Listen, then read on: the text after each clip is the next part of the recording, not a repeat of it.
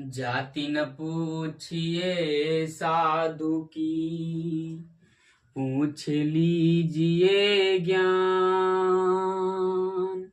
मोल करो तलवार की, पड़ी रहने दो म्यान कबीरा, पड़ी रहने दो man. Welcome to my YouTube channel. आज हम आपको अलंकार बताएंगे। अलंकार के दो भेद होते हैं, एक होता है शब्दालंकार, दूसरा होता है अर्थालंकार, जो कि हम शब्दालंकार पिछले वीडियो में आपको बता चुके हैं। तो आज आते हैं अर्थालंकार पे। आपको आज हम अर्थालंकार के बारे में पूरा डिटेल मालूम करें बताएंगे। अर्थालंकार के निम्नलिखित भेद होते हैं। निम्नलिखित मतलब इसके और भी अलंकार हो सकते हैं अर्थालंकार की। तो निम्नलिखित भेद होते हैं। तो आज हम अर्थालंकार के मेन हेडिंग पढ़ेंगे। तो पहला आता है उपमा अलंकार। उपमा, इसमें उपमा अलंकार परिभाषा कहता क्या है, आप एकदम अच्छे तरीके से सुनिएगा, गौर से सुनिएगा। तो आइए देखते हैं कहता क्या है। जहां किसी एक व्यक्ति या वस्तु के गुणों की तुलना के दूसरे प्रसिद्ध या व्यक्ति से की जाती है और किसी अलंकार में सा सी से का प्रयोग होता है, उसे अलंकार कहते हैं, उपमा अलंकार कहते हैं। तो आइए एक बार फिर से देखिए कह क्या रहा है। जहां किसी एक व्यक्ति या वस्तु के गुणों की तुलना दूसरी प्रसिद्ध व्यक्ति से की जाती है और किसी अलंकार में सा सी से का प्रयोग होता है, उसे उपमा अलंकार कहते हैं। ये जाहिर सी बात है, आप समझ लीजिए। जहां जिस अलंकार में सा सी से आवे तो वहां समझ लीजिए उपमा अलंकार होगा। उपमा अलंकार के अलावा कोई अलंकार नहीं होगा। तो उपमा अलंकार का उदाहरण देख लीजिए। जैसे हाय फूल सी कोमल बच्ची, हाय फूल सी कोमल बच्ची। आप समझ सकते हैं कि इसमें कौन सा अलंकार है। तो देखिए ये लिखा हुआ है, हाय फूल सी कोमल बच्ची हुई राख की ढेरी। हाय फूल सी, इसमें सी आ गया ना, तो आप समझ लीजिए ये उपमा अलंकार है। तो आइए हम देखते हैं अब रूपक अलंकार। रूपक अलंकार की परिभाषा आप ध्यानपूर्वक अच्छे धैर्य से अच्छे मन से सुनिएगा। तो देखिए रूपक अलंकार कहता क्या है। काव्य में जहां गुण स्वभाव आदि की अत्यधिक समानता के कारण प्रस्तुत और अप्रस्तुत उपमेय और उपमान में भेद न दर्शाया, उपमेय और उपमान में भेद न दर्शाया जाए, उसे अभिन्न मान लिया जाए, वहां रूपक अलंकार होता है। आप समझिए, पहले हमारी बात को आप गौर पूर्वक से सुनिएगा। तो देखिए रूपक अलंकार कहता क्या है। काव्य में जहां गुण स्वभाव आदि की अत्यधिक समानता के कारण प्रस्तुत और अप्रस्तुत उपमेय और उपमान में भेद न दर्शाया जाए, अभिन्न मान लिया जाए, वहां रूपक अलंकार होगा। जैसे यहां देखिए, चरण कमल बंदो बस हरिराई, चरण कमल बंदो हरिराई, चरण कमल बंदो हरिराई। और दूसरा है मैया मैं तो चंद्र सा खिलौना लायो। तो आइए हम देखते हैं उत्प्रेक्षा अलंकार। उत्प्रेक्षा अलंकार कहता क्या है, उत्प्रेक्षा अलंकार होता क्या है, उसकी परिभाषा होती कैसी है। तो आइए देखते हैं। तो कह रहा है कि जहां पर उपमेय में उपमान की संभावना प्रकट की जाती है, जहां पर उपमेय में उपमान की संभावना प्रकट की जाती है, अर्थात वस्तु में अप्रस्तुत की संभावना की जाती है, उसे उत्प्रेक्षा अलंकार कहते हैं। तो एक बार फिर से देख लीजिए।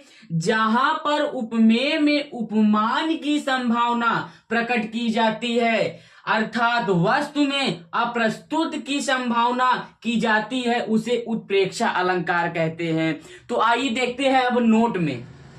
नोट, मनु मानो जनु जानो, इसका मतलब आपको पता होगा। मनु मानो जनु जानो, मनु मानो, मानो, जनु जानो मतलब जानो। जैसे उदाहरण में देखिए, मानो रिया की आंखें कमल जैसी हो। तो देखिए, मानो रिया की आंखें, इसमें मानना क्या है, मानना आएगा रिया, आ गया ना। मानो मतलब रिया हो गया, और जानो मतलब कमल। मानो रिया की आंखें कमल जैसी हैं, ठीक। मनु मानो जनु जानो, मानो रिया की आंखें कमल जैसी हो। किसी भी अलंकार में मनु मानो जनु जानो आपको लगता है कि जहां पर किसी भी अलंकार में मानने और जानने की बात आती है, उसे समझ लीजिए कि उत्प्रेक्षा अलंकार है। इसके अलावा कोई भी अलंकार नहीं हो सकता जहां पर मनु मानो जनु जानो का प्रयोग किया गया रहे होगा। तो देखिए यहां पर मानो रिया की आंखें कमल जैसी हूं।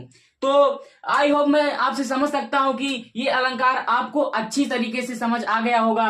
तो आते हैं हम अतिशयोक्त अलंकार पे। तो देखिए अतिशयोक्त अलंकार, अतिशयोक्त अलंकार कहता क्या है, आप धैर्य पूर्वक देखिए, परिभाषा को पढ़िए। हम भी आपको पढ़ा रहे हैं, आप अपने से भी पढ़िए, ध्यान लगाइए। देखिए कह क्या रहा है, देखिए, जहां पर किसी भी बात को बढ़ा चढ़ा कर बताया जाता है, जहां पर किसी भी बात को बढ़ा चढ़ा कर बताया जाता है, उसे अतिशयोक्त अलंकार कहते हैं। जैसे आइए देखिए, हनुमान जी की पूंछ में लगन न पाई आग, सारी लंका जल गई, गए निशाचर भाग। तो परिभाषा पहले एक बार फिर से आइए देखिए, परिभाषा कह क्या रहा है, तब समझ जाएंगे इसे। देखिए, जहां पर किसी भी बात को बढ़ा चढ़ा कर बताया जाता है, उसे अतिशयोक्त अलंकार कहते हैं। देखिए, हनुमान जी की पूंछ में लगन न पाई आग, हनुमान जी की पूंछ में आग नहीं लगी है, हाँ, सारी लंका जल गई। आग नहीं लगी है, तब भी बता रहे हैं कि सारी लंका जल गई। इसमें आप देखिए, पहले बढ़ा चढ़ाकर नहीं बताया गया है।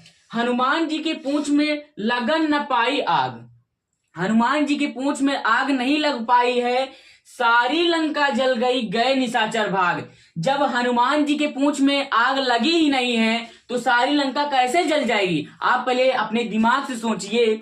इसमें देखिए एक बार परिभाषा फिर आई, देखिए, जहां पर किसी भी बात को बढ़ा चढ़ा कर बताया जाता है, उसे अतिशयोक्त अलंकार कहते हैं। तो आइए देखिए, हनुमान जी की पूंछ में लगन न पाई आग, सारी लंका जल गई, गए निशाचर भाग। आपको पूरा समझ आ रहा होगा कि ये बढ़ा चढ़ा कर बताया गया है कि हनुमान जी के पूंछ में आग नहीं लगी है, तब भी सारी लंका जल गई। जब हनुमान जी के पूंछ में आग लगी ही नहीं है, तो कैसे हम मान ले कि सारी लंका जल गई?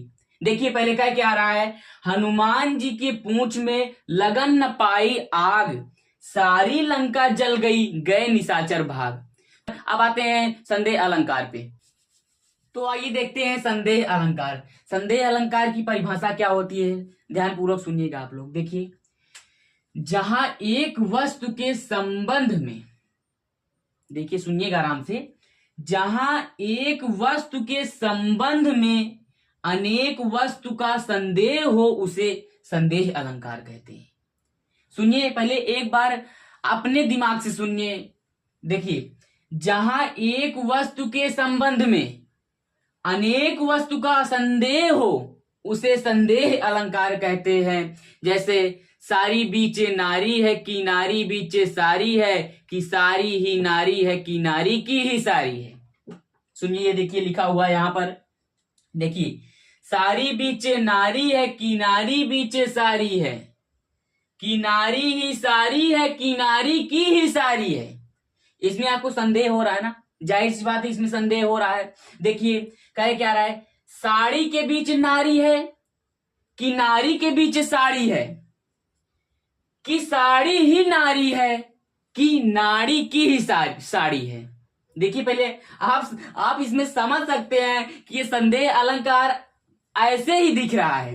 देखिए, सारी बीच नारी है, किनारी बीच सारी है, कि सारी ही नारी है, किनारी की ही साड़ी है।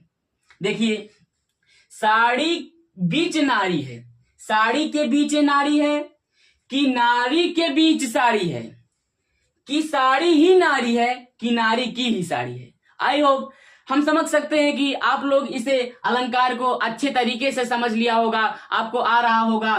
तो हम अगले वीडियो में मिलते हैं, तब तक के लिए जय हिंद। आप हमारे वीडियो में नए होंगे तो सब्सक्राइब कर दीजिएगा और बेल आइकन दबाना मत भूलिएगा।